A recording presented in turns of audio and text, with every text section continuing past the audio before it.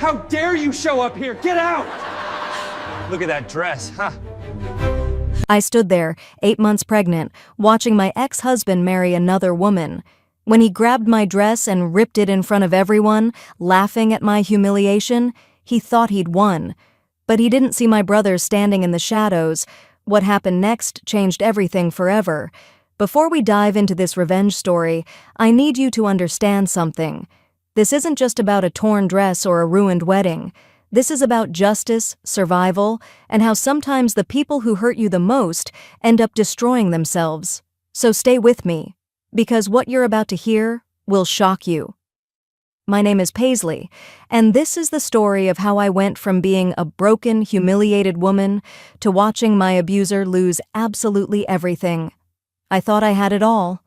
For 6 years, I was married to Derek Stone, a man who owned half the commercial real estate in our city. We lived in a mansion with marble floors and crystal chandeliers. We drove cars that cost more than most people's houses. Everyone looked at us and saw perfection. They saw the designer clothes, the charity galas, the social media posts of our supposedly amazing life. But nobody saw what happened behind closed doors. Nobody saw how Derek controlled every aspect of my life, what I wore, who I talked to, where I went. He wasn't physically violent, not at first. His cruelty was quieter, more calculated. He'd make comments about my weight, my intelligence, my worth. He'd isolate me from friends, telling me they were jealous of our success. Slowly, methodically, he built a cage around me that looked like a palace from the outside. The one thing I wanted more than anything was a baby. We tried for years. I went through fertility treatments that left me exhausted and emotional. We spent thousands of dollars, endured countless disappointments. And then, finally, after 6 years of trying, I saw those 2 beautiful lines on a pregnancy test. I thought it would change everything. I thought Derek would finally soften, that we'd become a real family. Instead, he became colder. He stopped touching me altogether.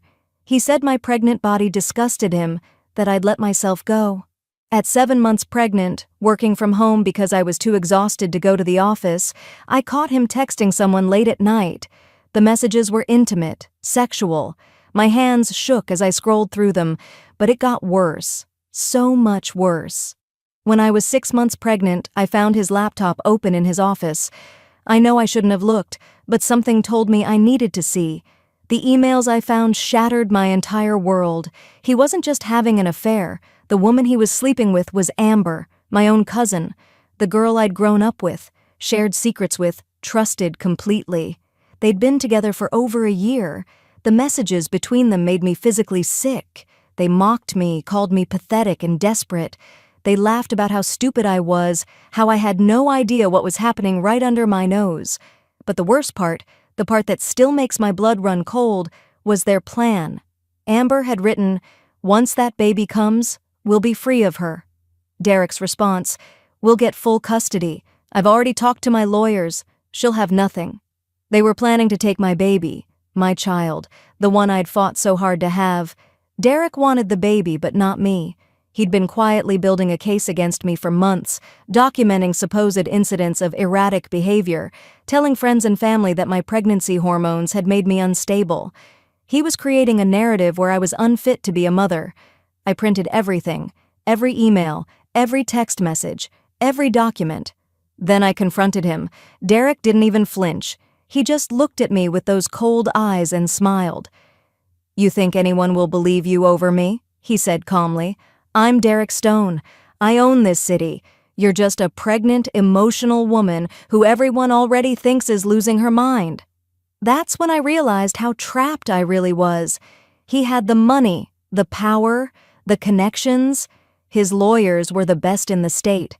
I could barely afford a consultation with a decent attorney. The divorce was brutal and quick.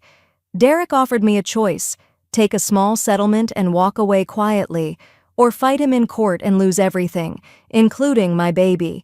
My lawyer, a kind woman who was doing her best with limited resources, advised me to take the deal. "He has too much power," she told me gently. "If you fight, he'll make your life hell, and you might lose custody. Take what you can and protect your child. So I did. I signed away my rights to the mansion, the money, everything we'd built together. I moved into a tiny apartment and worked 2 jobs while 8 months pregnant just to pay rent.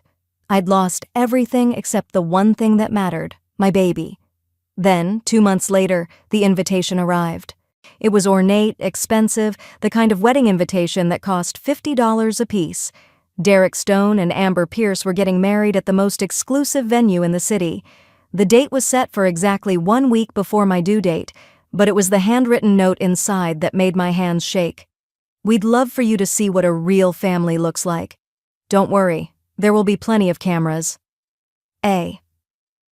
My brother Nathan came over that night and found me sitting on my apartment floor, crying. He picked up the invitation, read it, and his jaw clenched. "This is a trap," he said. "They want you there so they can humiliate you publicly. Don't go, Paisley. Don't give them the satisfaction." But something inside me had shifted. For months, I'd been quiet, compliant, broken. I'd let Derek destroy me piece by piece. But holding that invitation, reading Amber's taunting words, I felt something I hadn't felt in a long time. Anger, pure, burning anger. "I'm going," I told Nathan. He tried to argue, but I wouldn't budge. What I didn't tell him was that I had my own plan forming. I was going to document everything. I was going to record every cruel word, every humiliating moment. I didn't know what I'd do with it yet, but I needed evidence of who Derek really was. The day of the wedding arrived. I chose a simple, cream-colored maternity dress, nothing fancy. I wanted to blend in, to be invisible. But the moment I walked into that venue, I knew invisibility was impossible. The place was packed. Derek had invited everyone we'd ever known. Former friends, business associates, society people who'd always looked down on me. The whispers started immediately. I could feel eyes on me, hear the barely concealed comments. "Can you believe she actually came? How pathetic. She can't let go." Amber's bridesmaids, women I'd once considered friends, actually blocked my path at one point. One of them, wearing a lavender dress and too much perfume, looked me up and down and said, "Surprised you can still fit through the door?" I said nothing, just kept walking, head high, phone recording in my purse. The ceremony was torture. I sat in the very back, trying to disappear into the chair. I watched Derek stand at that altar in his expensive tuxedo, looking handsome and successful and completely untroubled. I watched Amber walk down the aisle in my dream wedding dress, the one I'd shown her from a magazine years ago, telling her it was perfect. She'd remembered. She'd chosen it deliberately. During the vows, when Derek promised to love and honor Amber, my baby kicked hard, as if protesting. Amber looked directly at me during her vows and smirked. She wanted me to see this. They both did. The reception was even worse. The ballroom was magnificent, with ice sculptures and champagne fountains and a live band.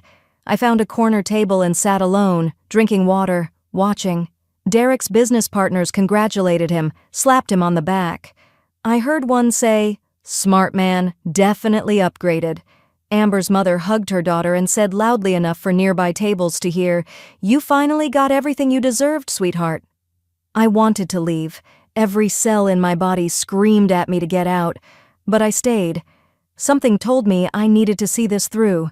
Then Derek took the microphone to give his speech. He started with jokes, thanking everyone for coming, talking about new beginnings. Then his tone shifted. He looked directly at me. "You know," he said, his voice carrying through the room, "some people just can't let go of the past. Some people crash weddings they weren't meant to attend." The room went quiet. Everyone turned to look at me.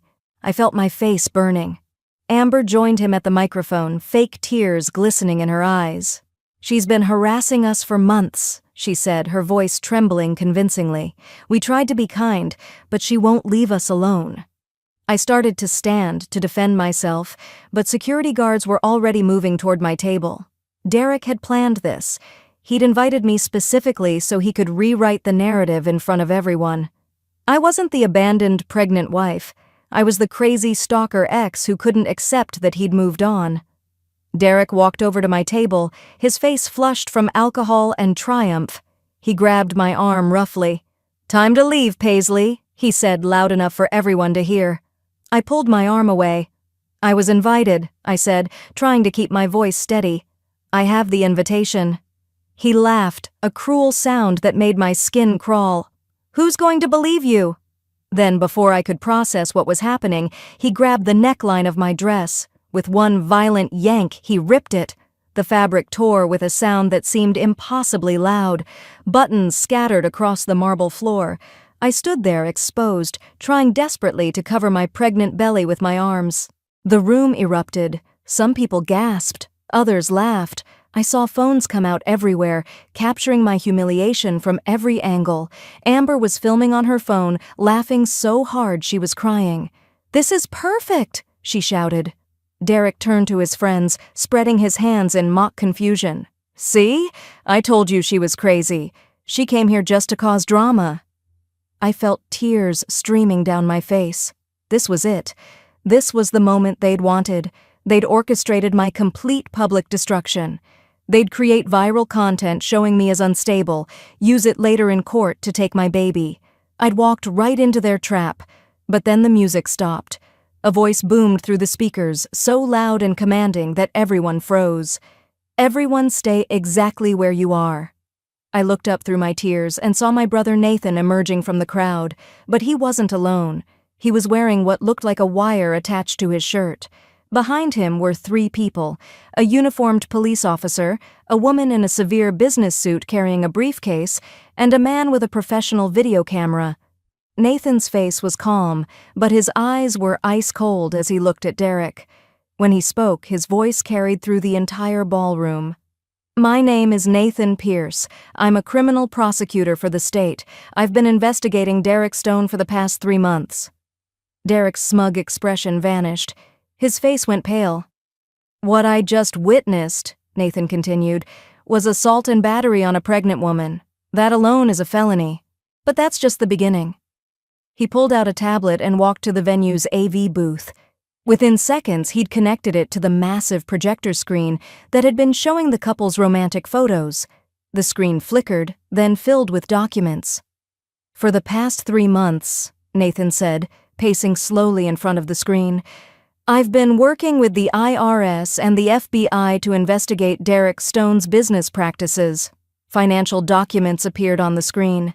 Bank statements, offshore account records, emails. The woman in the business suit stepped forward. "I'm Agent Morrison with the Internal Revenue Service. Mr. Stone has been committing tax fraud for the past 6 years, hiding over $8 million in offshore accounts." The room was completely silent now except for the click of Nathan's tablet as he changed slides. More documents appeared, emails between Derek and various business partners discussing fraudulent real estate deals, forged inspection reports, schemes to defraud investors. But then Nathan revealed something that made my blood run cold. "And Amber Pierce," he said, looking directly at my cousin, "has been an active participant in money laundering, helping Derek hide assets through fake art purchases and shell companies." Amber's face crumbled. "I didn't know," she stammered. "I didn't... Really?" Nathan cut her off. He tapped his tablet again, and an audio recording began to play. Amber's voice, crystal clear, filled the ballroom. "Once we have the baby, we can just pay Paisley off. Give her $50,000 to disappear." Derek's voice responded, "Or we prove she's unfit and she gets nothing. I already have a doctor ready to sign whatever documents we need." The recording continued, revealing their entire plan. How they'd intended to use my postpartum vulnerability against me. How they'd already bribed a psychiatrist to diagnose me with severe postpartum depression.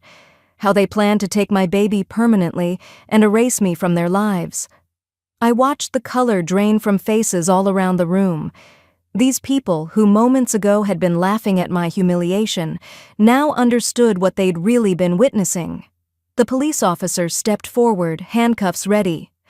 "Derek Stone, you're under arrest for assault, fraud, conspiracy, and about 15 other charges we'll discuss downtown." Derek tried to run. He actually tried to run in his wedding tuxedo. He made it maybe 3 steps before 2 more officers appeared from the exits and tackled him to the ground.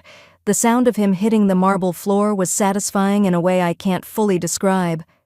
Amber was screaming now, her carefully applied makeup running down her face. "This is my wedding day," she shrieked. "You can't do this." But Nathan had more. He always had more. He played another recording, this one of Amber talking to a friend just days before the wedding. Her voice was bright, excited, proud.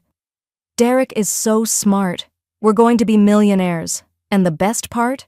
We're getting rid of Paisley forever. She'll be so destroyed she'll probably just disappear on her own." The second officer handcuffed Amber as she sobbed. The wedding guests were in complete chaos now. Some were trying to leave. Others were recording everything on their phones. Derek's business partners looked panicked, several of them trying to quietly slip out the exits, only to find more officers waiting. Nathan walked over to me and gently draped his jacket over my torn dress. "It's over," he whispered. "I've got you." As Derek and Amber were let out in handcuffs, Derek tried one last time to play the victim. "She orchestrated this," he shouted, thrashing against the officers. "My crazy ex-wife set me up." Nathan just smiled. "Actually, I did.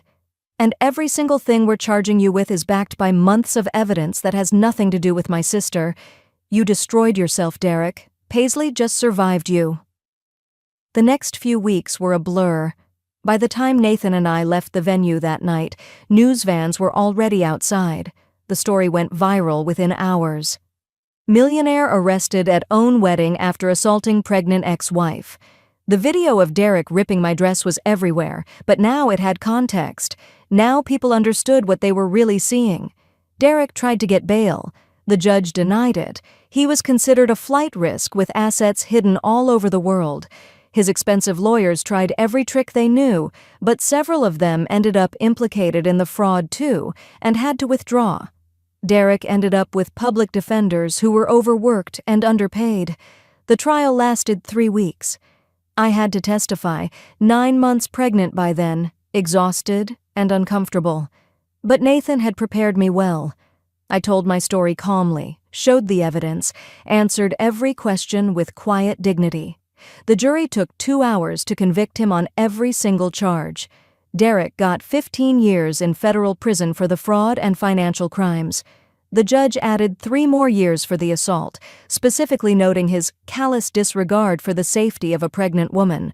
Amber got 8 years as an accomplice. But Nathan wasn't done. He helped me file civil lawsuits for emotional distress, assault, conspiracy, and defamation. We won $4.7 million in damages. Derek's entire empire was liquidated to pay. The mansion I'd lived in for 6 years was sold, and I got the proceeds. Every luxury car, every piece of art, every asset he'd hidden. All of it went to paying what he owed me. His business partners sued him too. By the time everything was settled, Derek Stone had nothing left. I gave birth 3 days after the trial ended. A healthy baby boy, 8 pounds, with my eyes and my father's nose. I named him William, after my dad who'd passed away years before. Nathan was in the delivery room with me, crying harder than I was when William took his first breath. The hospital tried to notify Derek, as was legally required. I refused any contact, and in a final twist, Derek had signed away his parental rights as part of his plea deal, hoping it would reduce his sentence. It didn't, but it did mean he'd never have any claim to my son. I used the settlement money to start my own interior design business. Within a year, I'd built something I was proud of. Former clients of Derek's came to me, wanting to support me, wanting to work with someone they could trust. I bought a beautiful house in a safe neighborhood with a yard where William could play. I hired help so I could work and still be present for my son. Through mutual acquaintances and Nathan's connections, I heard about Derek's life in prison. Other inmates knew what he'd done. Assault on a pregnant woman doesn't earn you respect behind bars. He wrote me letters begging for forgiveness. I burned every single one without reading them. He tried to get visitation rights with William. The court denied him without hesitation. Amber got out after 5 years for good behavior. She moved to another state, works at a coffee shop for minimum wage, and lives in a studio apartment. Her social media accounts, once full of luxury and bragging, are gone. She tried to reach out once through a mutual friend. I blocked the friend. Today, William is 4 years old. He's brilliant and kind and full of energy. My business is worth over $2 million and expanding to 3 cities. I'm dating a wonderful man named Paul, a high school teacher who makes me laugh and treats me with genuine respect. He loves William like his own son. Nathan is still my hero, still William's godfather and favorite person in the world. I used some of the settlement money to buy my parents a house, to pay off their debts, to give them the security they'd always dreamed of. And I started a foundation that helps women leave abusive relationships, providing legal fees and emergency housing. That night at Derek's wedding changed my life, not because of the humiliation or the torn dress or the public spectacle. It changed my life because it was the moment I stopped being a victim and started fighting back. It was the moment my brother showed me what real love and protection looked like. It was the moment Derek's carefully constructed empire began to crumble under the weight of his own cruelty. Sometimes I think about that moment when he ripped my dress, when he thought he'd won, when he was sure he'd destroyed me completely. He had no idea that every phone recording my humiliation was also recording his assault. He had no idea my brother had spent 3 months building an airtight case against him. He had no idea that his own arrogance and cruelty would be his downfall. Derek thought power came from money and control and humiliation, but real power comes from surviving, from standing back up when someone tries to destroy you, from building a new life from the ashes of the old one. He's in prison, broke, and alone. His name is synonymous with fraud and abuse. His business empire is gone. His reputation is destroyed forever. And me? I'm free. I'm successful. I'm surrounded by people who genuinely love me. I'm raising a son who will grow up knowing his mother never let anyone break her spirit. That's real power. That's real victory. If this story resonated with you, I hope you'll share it. Not for me, but for anyone out there who's trapped in a relationship with someone like Derek. Anyone who thinks they're powerless because someone has more money or more influence or more control. You're not powerless. Document everything. Find people you can trust, and know that sometimes justice takes time, but it comes. Thank you for listening to my story. Remember, you're stronger than anyone who tries to break you, and sometimes the best revenge isn't something you plan. It's just living well while they lose everything they thought made them powerful.